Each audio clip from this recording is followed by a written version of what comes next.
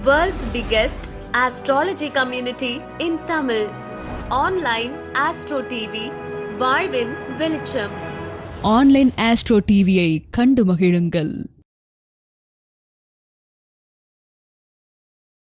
அடுத்த பேச்சாளராக பாத்தீங்கன்னா நம் செல்வி பார்த்தசாரதி, நம்மளுடைய அதாவது அம்மா பாத்தீங்கன்னா டாக்டர் பட்டம் பெற்றவங்க. சோ ஜோதிடத்துல வந்து ரொம்ப ஆர்வம் உள்ளவங்க. இந்த வயசுலயும் பாத்தீங்கன்னா இன்னும் படிக்கணும் அப்படின்றதுதான் அவங்களுடைய எண்ணமே. இன்னும் நிறைய கத்துக்கிட்டோம் அப்படின்றது. சோ அவங்களுடைய தலைப்பு பாத்தீங்கன்னா அதிக பாகை பெற்ற கிரகமும் மற்றும் குறைந்த பாகை பெற்ற கிரகம் தரும் பலன்கள் என்ற தலைப்புல வந்து பேச வராங்க. அம்மா செல்வி பார்த்தசாரதி அம்மா அவர்களை அனைவரின் சார்பாகவும் வருக வருக என்று வரவேற்கிறேன். அம்மா வாங்கம்மா. கேக்குதுங்களா? கேக்குதுமா. சூப்பர், கேக்குது. நன்றி நன்றி. வணக்கம், என் பேர் செல்வி பார்த்தசாரதி. இன்னைக்கு வந்திருக்க எல்லாருக்குமே சுதந்திர தின நல்வாழ்த்துக்கள். கேக்குதுங்களா? கேக்குதுங்களா? நல்லாவே கேக்குதுமா. நல்லா கேக்குது, பேசுங்க. நன்றி நன்றி. நானு இப்போ இந்த கருத்தரங்கத்துல பேசுறது 5வது கருத்தரங்கம். எனக்கு ரொம்ப பெருமையாவும் இருக்கு. அவங்க ஏன் சொல்றாங்கன்னா ஏற்கனவே வெளியெல்லாம் வந்து பேசுறது, ஐயா கிட்ட பேசுறதெல்லாம் சேர்த்து அவங்க சொல்றாங்க. பஞ்சபூதங்களையும் நவகிரகங்களையும் வணங்கி, என்னை ஈன்ற தாய் தந்தையரை வணங்கி, நான் பயின்ற குருமார்களிடம் பயின்ற ஜோதிடங்களும் படிச்சிருக்கேன். அவங்களுடைய பாடம் பணிந்து என்னை இந்த நிலையில் உட்கார்ந்து பேசுறதுக்கு தகுதியானவரா ஆக்கி தந்த நமது மணிகண்டராஜ் ஐயா அவர்களையும் வணங்கி பேச வந்திருக்கேன். நான் இப்போ பேச வருகின்ற தலைப்பு அதிக பாகை பெற்ற கிரகம், குறைந்த பாகை பெற்ற கிரகம், அதாவது HD LDன்னு சொல்றாங்க.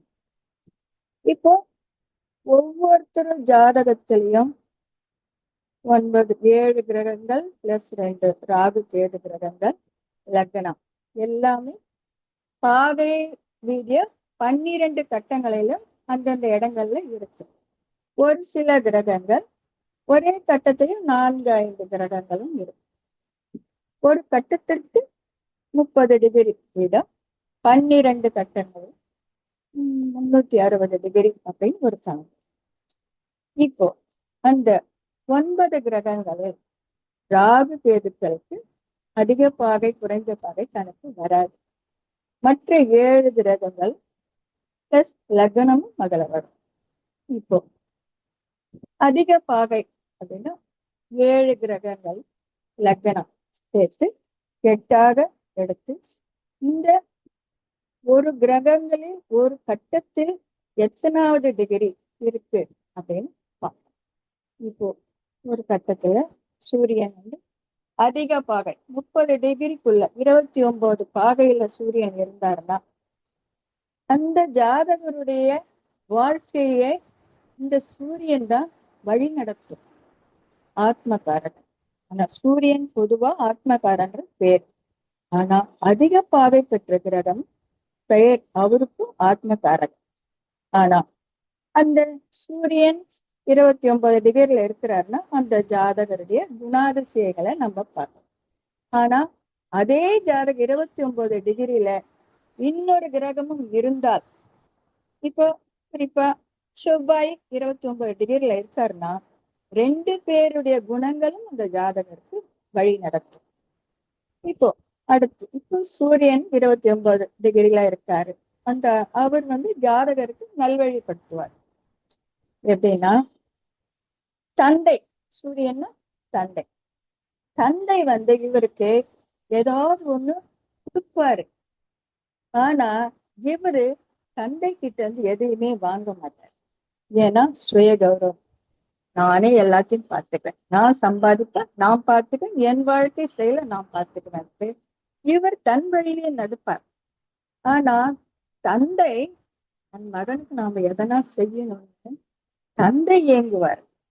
அதே சூரியன் குறைந்த பாகையில் இருந்தால் தந்தை கிட்ட இந்த ஜாதகர் பணம் கேட்பாரு, பணம் இருக்கும் தந்தை கிட்ட, ஆனா கொடுக்க முடியாத சூழ்நிலை. ஏன்னா இந்த பாவை கிரகம் அது தடை கொடுக்கும். இவர் நினைப்பாரு, எல்லாருக்கும் கொடுக்குறாரு அப்பா, நமக்கு மட்டும் ஏன் கொடுக்க மாட்டேன்றாரு அப்படின்னு ஜாதகர் இயங்குவார். அதே அதிக பாகைன்னா தந்தை கொடுப்பாரு, இவர் வாங்க மாட்டார், அதனால தந்தை இயங்குவார். இது போலதான் நம்ம ஒவ்வொரு கிரகத்துக்கும் பாகை வழிய நம்ம பார்க்கணும். அடுத்து சந்திரன் அதிக ஒரு கட்டத்துல ஒரு ஜாதகருக்கு சந்திரன் அதிக பாகை பெற்றிருந்தார். அந்த சந்திரன் தாய் ஸ்தானம்.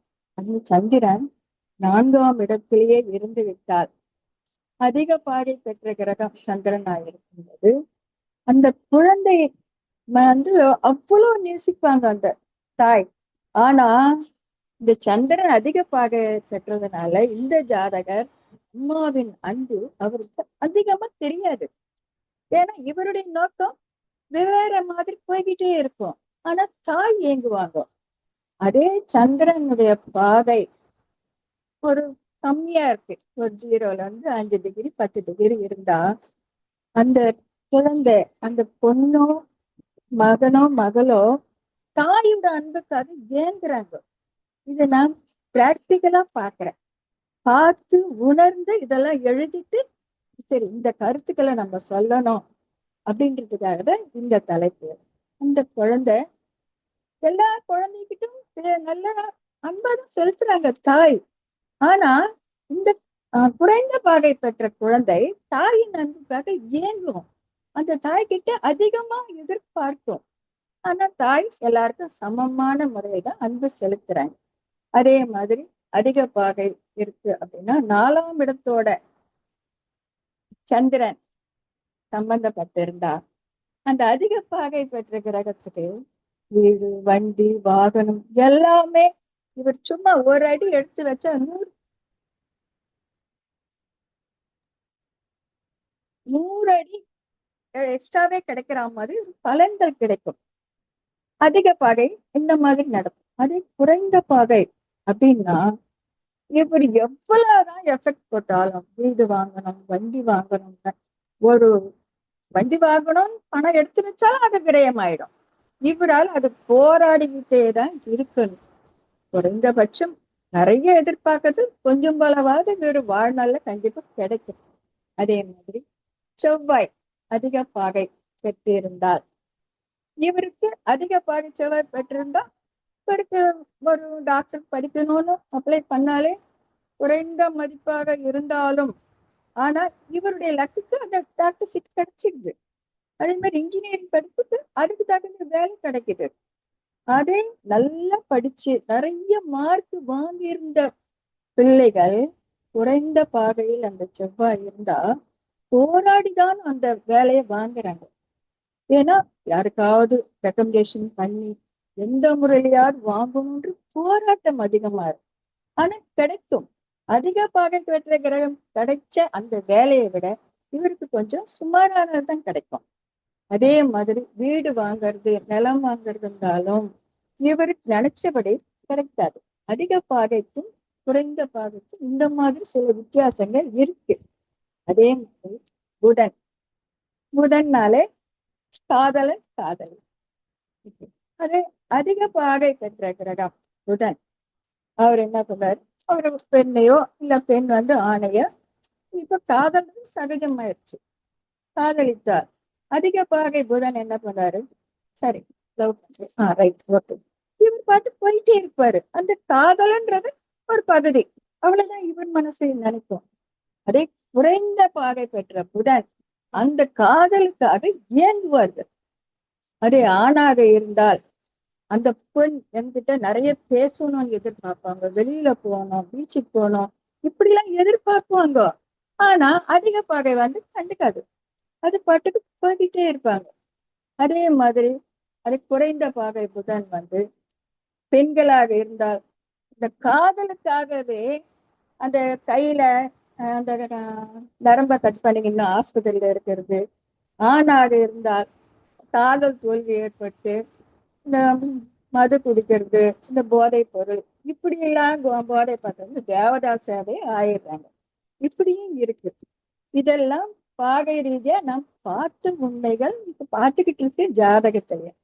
அதே மாதிரி குரு குரு சம்பந்தப்பட்டிருந்தால், அதிக பாகை உள்ள குரு ஒரு குருமார்களிடம் ஒரு பாடம் படிக்கிறாருன்னா, குரு சொல்ற அத்தனையும் விவரித்து சீக்கிரமே புரிய ஆரம்பிச்சிடும். என்ன காரணத்துல சரி அவர் கொஞ்சமா தான் சொல்லி தருவாரு. ஓகே, அதாவது கிளாஸ் அட்டன் பண்ணாமையே சப்ஜெக்ட்ல நிறைய மார்க் வாங்குவாங்க. ஏன்னா இவங்களுக்கு ஒரு தடவை கேட்டாலே போதும், அந்த ஞானம் இவங்களுக்கு வந்துடும். அதே குறைந்த பாகை பெற்ற கிரகம் அந்த வாத்தியாரு, டீச்சர், காலேஜ் ப்ரொஃபஸர் இவங்கெல்லாம் பாடம் வைக்கிறாங்கன்னா, ஒரு நாள் ஃபுல்லா உட்கார்ந்து அவர் சொல்றதெல்லாம் கேட்டுட்டு எழுதி பாடம் படிச்சு எப்படிதான் ஃபுல் மார்க் வாங்க நினைச்சாலும் இவங்க நினைச்ச மார்க் வர்றதில்லை. ஏன்னா அங்க குறைந்த பாகை வேலை செய்யும். அதிக பாகை பெற்ற கிரகம் அசால்ட்டா படிச்சுட்டு அசால்ட்டா எக்ஸாம் எழுதி பாஸ் பண்ணிட்டு வந்துடுவாரு. எல்லாரும் கேட்பாங்க, கிளாஸுக்கே அட்டன் பண்ணல, ஆனா நீ எப்படி மார்க் அதிகம் வாங்குற அப்படின்னா, எல்லாம் தானா வரும் அப்படின்ட்டு அசால்ட்டா சொல்லுவாரு. இதே மாதிரிதான் குருன்றது குழந்தையும். ஒரு தாயோ தந்தையோ அதிக பாகை பெற்ற குரு இருந்தா அந்த குழந்தை தன்கிட்ட நல்ல செல்லமா வந்து விளையாடும். ஆனா இவங்க அந்த அளவுக்கு கேர் பண்ணிக்க மாட்டாங்க. சரி, குழந்தை அவங்களுக்கு தேவையானதெல்லாம் செஞ்சு கொடுப்பாங்க. ஆனா ரொம்ப பற்று, ரொம்ப பாசம் வந்தாலும் கொஞ்சம் கம்மியா இருக்கும். குறைந்த பாகை குரு, அந்த குழந்தை அது பாட்டு அசால்ட்டு போயிங்க இருக்கும்.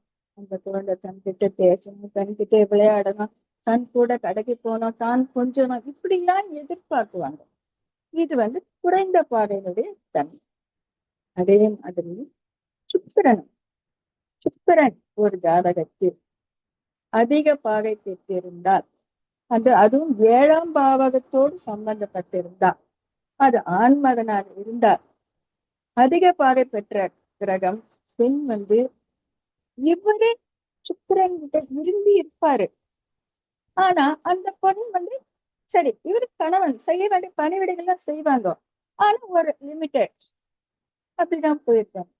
ஆனா அதே 7ஆம் பாகமும் சுக்கிரனும் குறைந்த பாகை பெற்றிருந்தால், ஆனா இவங்க கணவனை தேடி போயிட்டு வாங்க, அவருடைய அன்பு கிடைக்குமான்னு ஏங்குவாங்க.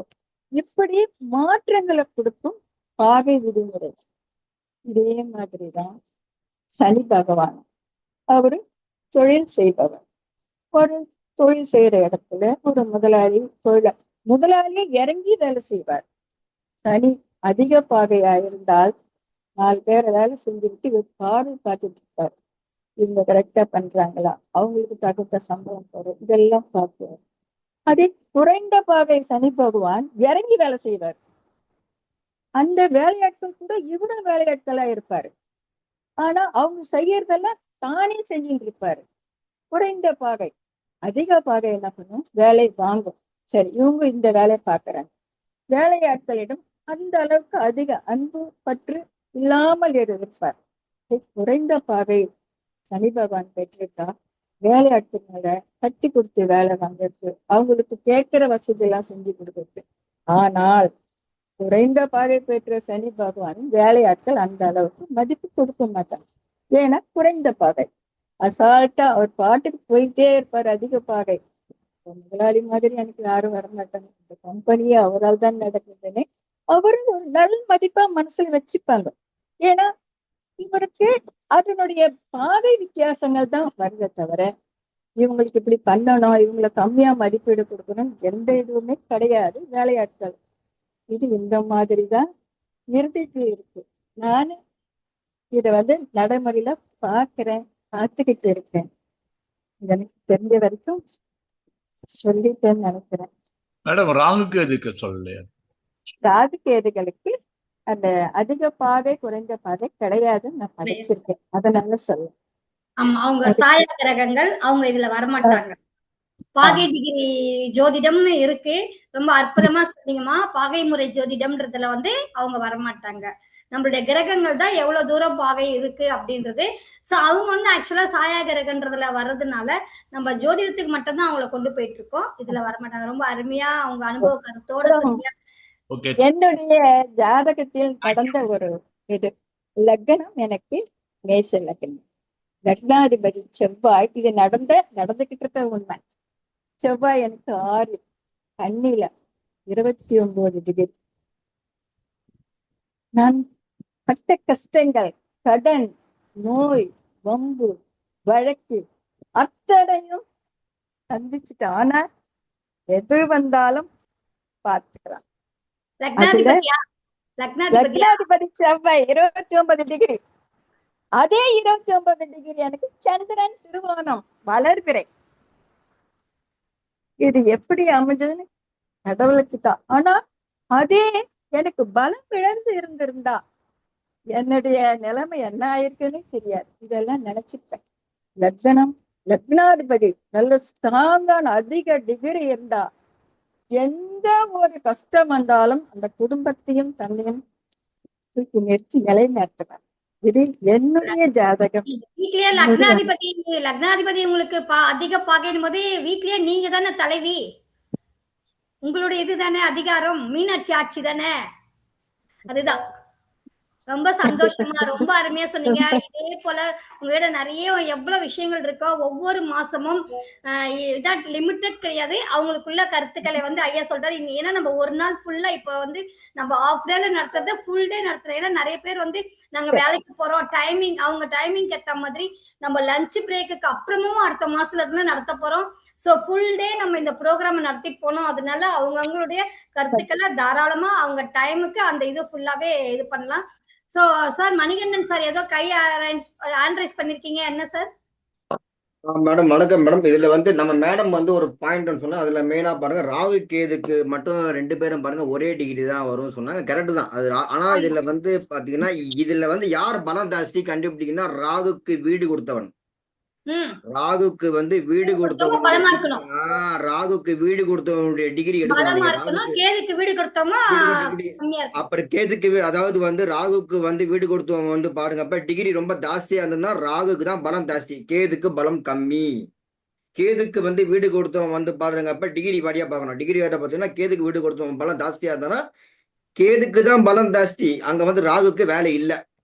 ராகுக்கு அங்க வந்து பாருங்க டோட்டலா பாருங்க அங்க டோட்டலா அவர் வந்து 29 டிகிரில இருந்தாலும் ராகுக்கு வீடு கொடுத்தோம் பாருங்க லோ டிகிரியா இருந்தா அங்க வந்து பாருங்க ராகுக்கு அங்க வந்து பாருங்க வேலை செய்ய மாட்டாரு. கேது தான் அங்க வேலை செய்வார். நம்ம என்ன பண்ணுவோம், ராகு 29 டிகிரி சூப்பரா இருக்கும், ஒன்னும் வேலை நடக்காதுங்க. கேது தான் அங்க வந்து பலமா இருக்கும். சோ இந்த ராகு கேதுக்கு மட்டும் 2 பேருக்கு பாருங்க அந்த வீடு கொடுத்தவங்க நல்லா இருக்காங்களா பாக்கணும். சோ இதை வந்து மெயினா பாருங்க. ஓகேங்களா? நன்றி, வணக்கம் மேடம். நன்றி. ரொம்ப அருமை, ரொம்ப ரொம்ப சிறப்பா சொன்னீங்கம்மா. சோ அதே போல ஒவ்வொரு மாசமும் உங்களால முடிஞ்ச நீங்க ஏதாவது ஒரு தலைப்புல கண்டிப்பா கலந்துகிட்டு நீங்க பேசணும்னு கேட்டுக்கொள்கிறேன். ரொம்ப அருமையா போயிட்டு இருக்கு.